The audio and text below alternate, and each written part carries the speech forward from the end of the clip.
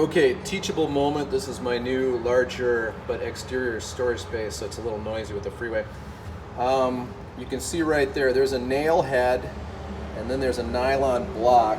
There's another nail head over here. What you want to do is remove the nails or they start tearing up, shredding the edge of your drawer. So this head was inside of a block like that, and that the rail, like this edge right here, travels on that nylon. And so I brought some pliers here, like a kit of small pliers, and then a chisel for prying. I know it's an old chisel, it'll be okay.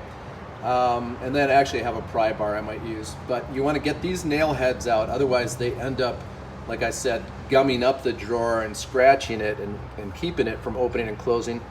And then I'm going to pound these in.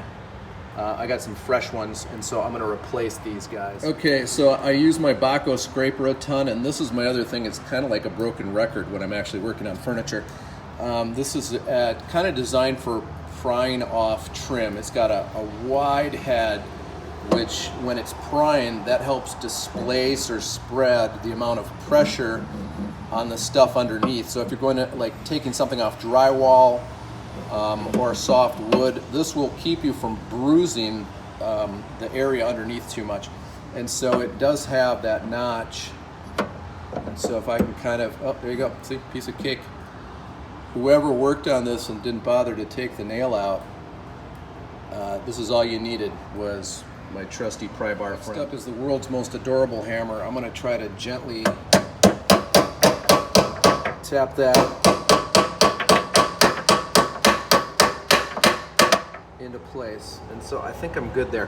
What happens is the farther in it goes, the back of the drawer is going to sit down, and so when you put something like this here versus up in the front, you can't put it too close or the drawer won't fit inside the drawer front. But if you put it too far back, it changes the angle and it starts to hit the top. The drawer is going to sit in there, and so if it's level, it's perfectly flat, the drawer's here, and it's probably scraping because it's designed to be up a little bit. But if you put it too far back, the farther back I move my fingers, you can see it's lifting up the front. So I'm just going to put it into the original hole because the nail in this thing is quite a bit longer than what was in there. So I think it's going to have decent holding, plus the drawer is going to be sitting on top of it. I'm just going to use the same nail hole here. There's a stain where it used to be.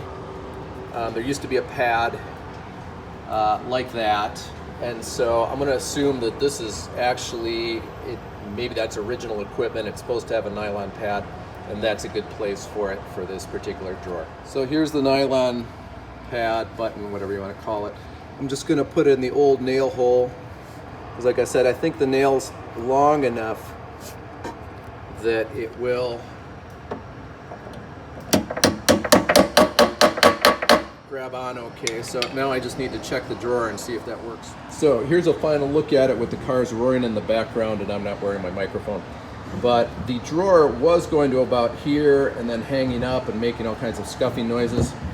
Now it's flawless. Super happy with that. I'm going to give that a thumbs up. Please like and subscribe if you want to see more misadventures with me. And this is just the beginning. There's plenty more to do.